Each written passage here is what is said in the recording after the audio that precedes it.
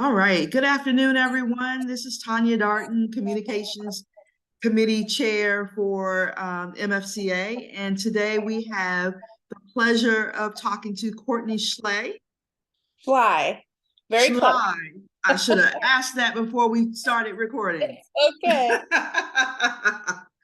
Kourtenay Schley, who is an assistant professor Yeah. at Black Hills State University in South Dakota.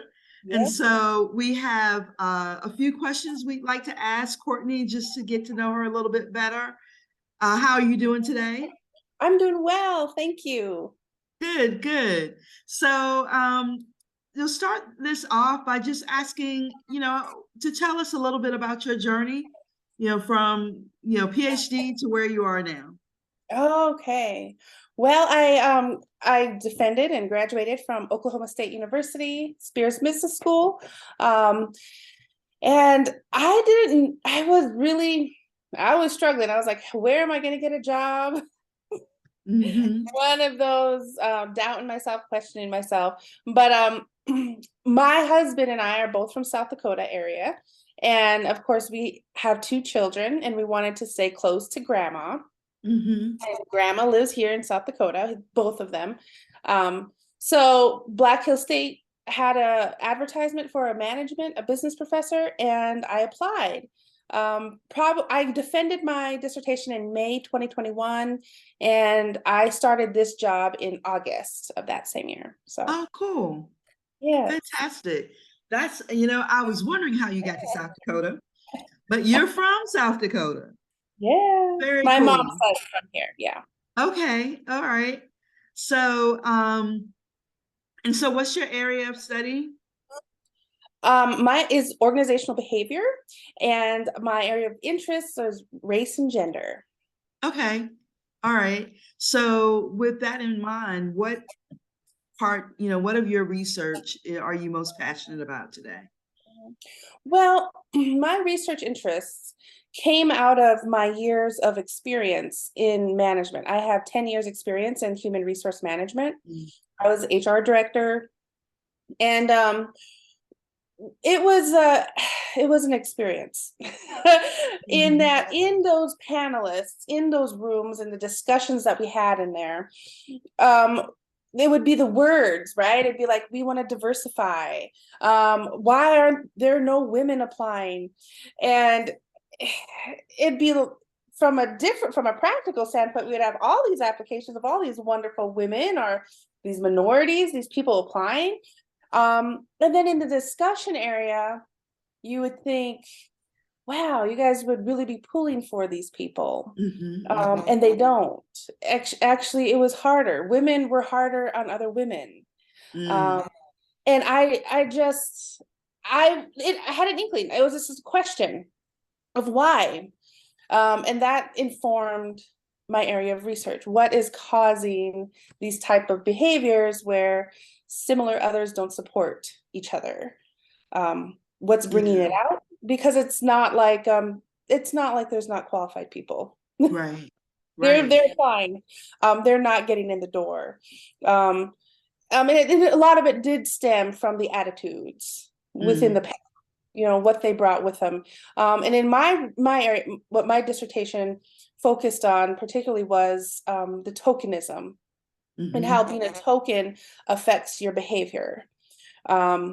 You have low numerical representation of women that affects their behavior and their concern about how you're going to make them look or you're going to make them behave or feel or what have you, be viewed. And so that affects their behavior and their decision making in some way.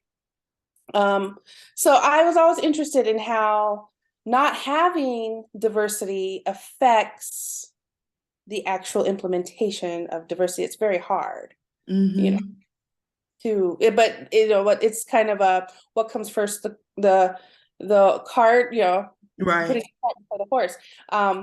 Because we want to diversify these spaces. However, you need the people in there to advocate. And if you don't have enough, we're finding that the representation is a hindrance, the lack thereof. Oh, wow. Yeah. That's very interesting, and haven't quite heard a lot of research in that particular, from that particular nuance Oh yeah. of looking at how tokenism affects the lack of diversity that Mhm. you have in the organization. Mhm. Have you had, you know, well, data collection is difficult for all of us, but do you do more qualitative or quantitative research? How do you go about it? I'm a quantitative researcher. I do prefer being able to put the number to it, more so because I'm looking at your decision making and your behavior primarily. Mhm. Of course, there's your words, and those are nice, Mhm. but what we're finding is what I've noticed, especially in practice, is we are all about diversity. We all say that. Mhm. We are all espousing it. Yeah, let's do it. But for some reason, those words are not translating into the behavior. Yeah. So I do like to do experiments in a small way of, maybe how does the team that you see make up your impact your decision, and is it different if you're in another team, right? Mhm. So Mhm. playing with that numerical representation. Yeah. Very Mhm. cool. So are you working with, do you work with a lot of co-authors or how do you go about I'm it? open to working with a lot of co-authors. I Mhm. right now I'm just working within my current department Mhm. right now, but I am open to any. I'm not limiting myself at all to just my university or department. Anyone, I am open to it. I in ways that I Yeah. can contribute, because it's not just for me. It's not diversity isn't just in the numbers. It's not just finding the right number. That's a Mhm. factor, but there's many factors and there's many ways of reaching what we would call diversity, right? Yeah. In ways that I want humor. to, I'm sorry. I want to go back to one thing that you said just about your journey. Yeah. What was it that prompted you to say, okay, there's something here. I'm going to leave my good corporate job and go back and get a PhD? Well, this came from how do I now I want to paint the picture well here. So in practice, when you're an HR director and you're in these rooms and you're discussing things and you're watching how people behave and how people reason, there's that experience. But within my own personal experience and the Mhm. friends and the people that I surrounded myself with, I had mentors. I had a number of women who were very supportive of me. And I have her name. She's gonna always be at the top of my list. She's no longer, she's retired now, but she was yeah, Kourtnay, you gotta go on to graduate school. You gotta go to graduate school, Kourtney. She was always Mhm. like, you have great ideas. This could go into a PhD program. I Mhm. could not talk to her without her pushing me into some sort of graduate program. But there was her name was Hepsi. There was Hepsi. There was Barb, Laurel. A lot of these women were kind of just in our side conversations would champion me on to taking my experience into the graduate arena. And she said, those are research questions.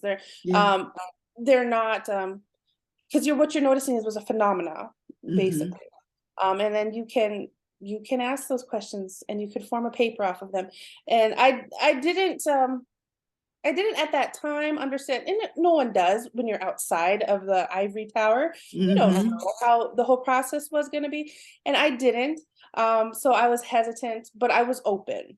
I would Yeah. say that I was open to learning and open to, okay, I don't know anything, but I'm going to step out on faith. That's a lot of what it was just it was Mhm. faith. It was just I'm just going by the feeling or connecting with people, making my own little tribe of people around me to Mhm. support me. And that's been my personal experience in getting into a PhD program. I would say that was a bit of a blinder though, because I've always assumed that a lot of people had this experience. Mm. It's something that a lot of people had their own tribe, their own people, their own cheer. Mhm. I assumed that, of course, surely, it's just in my little HR department, my little, organization that this stuff is happening. It's not happening everywhere else. Right. It's one of those things where you don't think it's anywhere. You just think Mm-hmm. Mm-hmm. and that was my feeling. I'm like, because I was being championed. I had women supporting me, you know. Mm-hmm. And even though the evidence was in front of me that not everyone did, I don't know how easy it was for me to not notice it, I guess, if that makes Yeah. sense in others. But it did become a reality when I started doing the research on it. Um, it's reviewing how it's pretty common, in the representation of the upper echelons, senior management, Mm-hmm. very common, and it's very hard to break down those barriers. It's very hard Yeah. to break through those doors because of the makeup of the department with Mm-hmm. whoever's hiring. Um, and so it was really my experience was different, but what I'm seeing on the outside, didn't match my experience. Yeah. And I had those questions. And they're honest questions like why? Mm-hmm. Why don't others support? Why don't women support women? Right. They were just honest questions. I'm like, because it's like I thought we all took on this diversity. Mm-hmm. One would think it's like we all are for it, Right. but we are the hardest on each other. Yeah. Yeah. We set Yeah. a, I had to graduate with the 5.05 stars. I had to be perfect. Mm-hmm. We become the gatekeepers Yeah. in certain arenas. So that was to me that was real it was real eye opener. Yeah. That's so interesting. Hmm. Um, just very interesting to hear. Um, so let's switch gears real Yes. quick. Last question. Um, you said you and your husband live in South Dakota with two kids. Yeah. What do you have? I have two little boys, and Oh one's in wow. third grade and one's in first grade. Oh wow. So I'm sure they bring you a lot of joy, Amongst others. amongst other things. But if you look outside of that, Mhm. what brings you the most joy? you know Collaboration and connection. Mm, hmm. That's it. I mean, I don't know. I want to age myself as I approach 40s. Um, but you I don't know what it is. If it's a combination of the generation we're in, and the times, Hmm. it's connection. Yeah. That's hard to find. You can't buy it. Hmm. Um, Yeah. it's hard to find your people, and That's it's very also hard to true. maintain. When you're Yeah. saying you're like taking on everything, like I can be the president of that and I can be the vice president of that. And it's hard to maintain relationships as well. So I value my connections. They're so Hmm. not just professional connections, but I have a neighbor that lives a few houses down, and I make it an effort to go on more walks because I do a lot of desk sitting and typing. So I'm trying to get out and Hmm. walk more. And so I pass her and we kind of have our own little thing, like, hey, Hmm. but it's just having your people. You Yeah. have to find your connections, especially when you go to a new campus and you're trying to figure out like, I'm going, me and we gotta, Hmm. those are my people. We're gonna meet up. I Yeah. value connection. I value my community and building it where I'm in, because it gets lonely without it, and it makes life Definitely. harder. Definitely. Yeah, I have similarly, I have a group of friends from college that I have, and I'm not going to say how long that was ago for me. But that we've maintained this connection, and and some we don't see, I don't even see every year, Yeah. but we're on those group chats together. We stay connected, in order to make sure that we are supporting each other, you know, the way when you can't always find it in your departments or organizations that you're in. You get that external support to make sure that you can keep going.